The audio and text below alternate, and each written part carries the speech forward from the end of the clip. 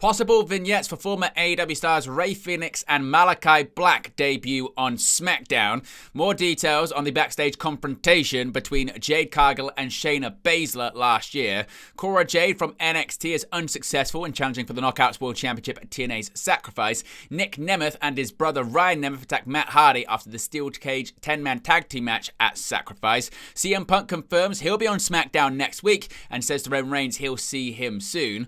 WWE NXT's Lash Legend and Jakara Jackson appear at Sacrifice. The Rascals get some revenge on some NXT superstars. We've got brand new Knockouts Tag Team Champions. Lillian Garcia reveals SmackDown last night in Spain was her last date as a full-time WWE ring announcer. Injuries coming out of AEW Revolution have been confirmed. The date and location for Backlash in 2025 has also been confirmed. Several matches and segments are confirmed for next week's episode of TNA Impact, and another match has been confirmed for AEW Collision this evening.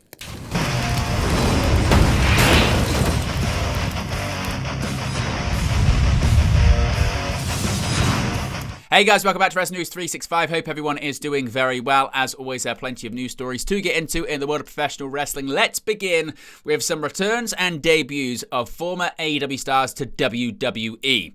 An update on Aleister Black's potential WWE return following the expiration of his AEW contract last month. Malachi Black's contract with All Elite Wrestling expired last month, with him now officially being a free agent. Malachi had long been speculated for a potential return to WWE prior to his AEW departure, and it was reported shortly after his AEW exit that he was expected to return to the company. On last night's episode of SmackDown, we seemingly got an update on Aleister Black's WWE future when a mysterious vignette aired. The vignette simply showed smoke on a black background with the number 4 appearing on the screen, which many have taken as a tease of the return of Aleister Black. Now, it wasn't the only vignette we saw, because Rey Fenix is also seemingly on his way to WWE. Last year, it was reported that former AEW World Tag Team Champions Rey Fenix and Penta El Zero Miedo would be leaving the company, with them expected to join WWE. Injury time was added to both men's contracts, with Penta signing with WWE at the beginning of the year after becoming a free agent, while Fenix still had many months remaining on his deal. However, Fenix was released from his AEW contract earlier this month, with him also expected to join WWE soon, with him reportedly expected to start with the company following the ongoing European tour. In a major update on Fenix's status, a vignette aired on last night's SmackDown show in Barcelona, Spain, which seemingly teased the arrival of former AEW International Champion Fenix. Interestingly, the vignette airing on SmackDown implies that Fenix will be part of the SmackDown roster following his debut, which would be separate from his brother Penta, who is currently on Monday Night Raw. Now, an update here when it comes to the backstage heat regarding Jade Cargill in WWE. Recent reports suggested that Jade Cargill and Shayna Baszler were involved in a backstage confrontation in WWE in 2024, and a new report has potentially shed some more light on the incident. Following Cargill's WWE return at Elimination Chamber in 2025, reports surfaced stating that Cargill had some degree of heat in the women's locker room prior to being written off television in late 2024, with it later emerging that Cargill and Baszler in particular had a confrontation. Writing in the Wrestling Observer newsletter, Dave Meltzer sheds more light on the nature of this confrontation, stating there have been in-ring issues during a series of tag matches pitting Baszler and Zoe Stark against Bianca Belair and Cargill. Whilst in-ring snafus and botched spots are common, they were seemingly an issue in this case due to Cargill allegedly blaming others and acting disrespectfully. The locker room knew of Cargill's relative inexperience and knew she was to be given a big push in the company due to her look and past in AEW, but did not take kindly to such conduct and comments. One incident allegedly saw Cargill pointing to a bruise on her arm and telling Baszler she needed to learn how to work, with Baszler responding that if she was shooting, then both Cargill and Baszler would know about it. The report also states that a later confrontation arose after Cargill had blamed others for problems in matches, with Baszler opting to talk to Cargill about her conduct, with things getting so heated that Cargill got right in Baszler's face, with Baszler not willing to back down. After things calmed down, there was said to be no further incidents of note.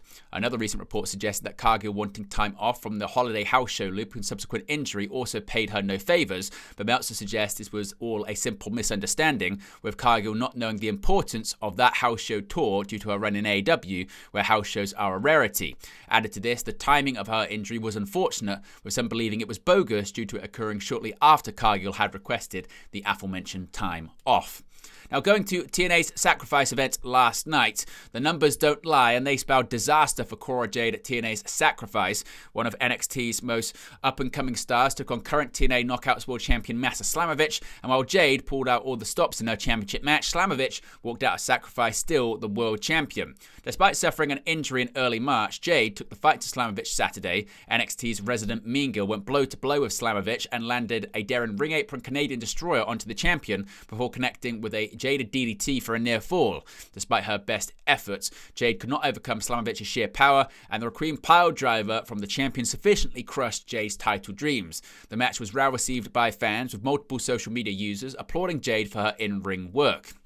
Jade crossed over into TNA territory in January as part of TNA and WWE's multi-year-long partnership and immediately had her eyes set on Slamovich's Knockouts World Championship. Saturday's contest marked Jade's first singles championship match since she was sidelined with an ACL, MCL and meniscus injury back in January of last year. With a clean loss to Slamovich now in the rearview mirror, it seems that Jade is set to return to NXT programming, though whether she will be in world title contention remains unclear. Keeping with Sacrifice, Nick Nemeth makes a statement last night. Matt Hardy had a twist of fate at Sacrifice. In the main event of the show, TNA World Champion Joe Hendry teamed up with TNA World Tag Team Champion Matt Hardy, Elijah, Nick Nemeth, and Leon Slater to face the system's Brian Myers, Eddie Edwards, and JDC, and the Colognes, that being Orlando and Eddie Colon. This was the first steel cage match in TNA since 2019.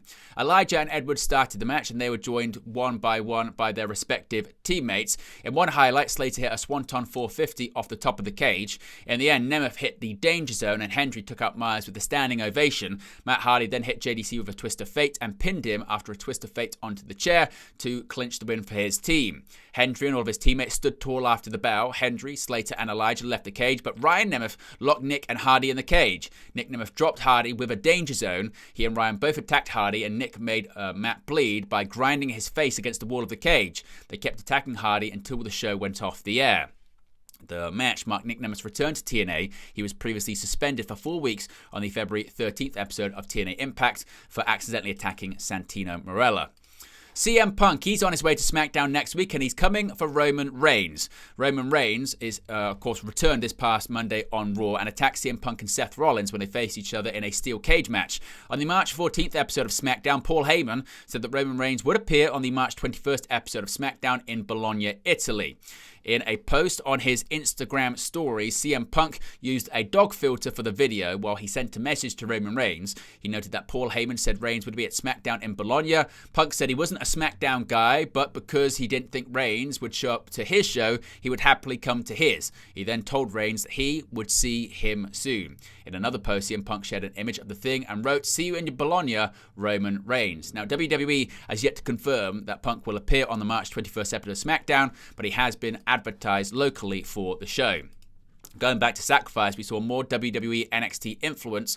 Lash Legend and Jakara Jackson have crossed the line. NXT superstars Lash Legend and Jakara Jackson made a surprise appearance at TNA Sacrifice.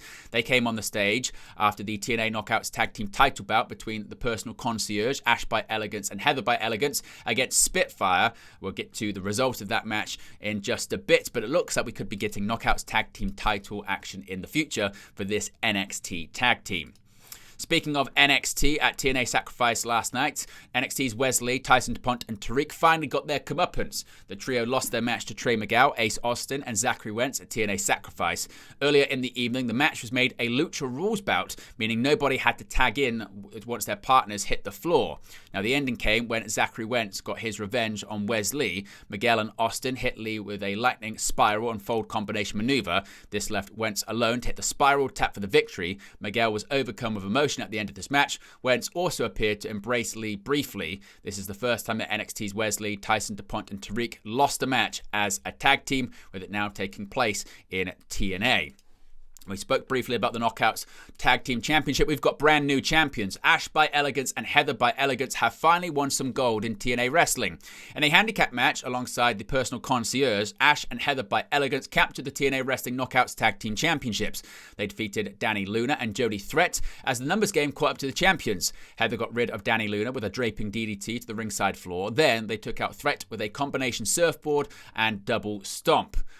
Spitfire were the Knockouts Tag Team Champions for 182 days. After the match, as we spoke about earlier on, the Elegance brand were confronted by Jakara Jackson and Lash Legend of WWE NXT, possibly setting up a feud for the future. A big update here when it comes to Lillian Garcia's WWE status. Countless wrestling fans grew up hearing Lillian Garcia's voice over their favourite wrestlers' entrances, and her iconic innotation has been immortalised in WWE media, games, and memorabilia. It seems that wrestling fans of tomorrow, however, will not have the same experience, as Garcia announced late Friday that the most recent episode of SmackDown was her final show as the Blue brand's full-time announcer.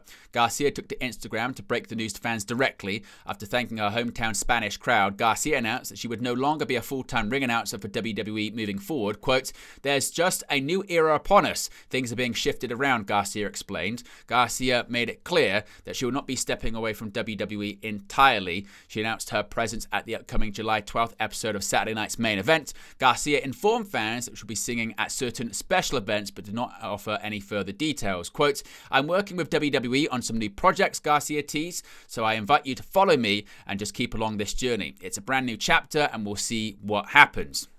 Garcia reaffirmed that she plans to stay with WWE, calling the Stamford-based promotion home for her. Garcia intends to accompany WWE on the German leg of their current European tour, which is set to take place this weekend before her full-time announcing duties cease. No replacement has been announced as of this recording, but Garcia teased that she may be offering her announcing services on an as-needed basis. Quote, "You never know if I pop up on Raw or SmackDown whenever I'm needed," Garcia finished.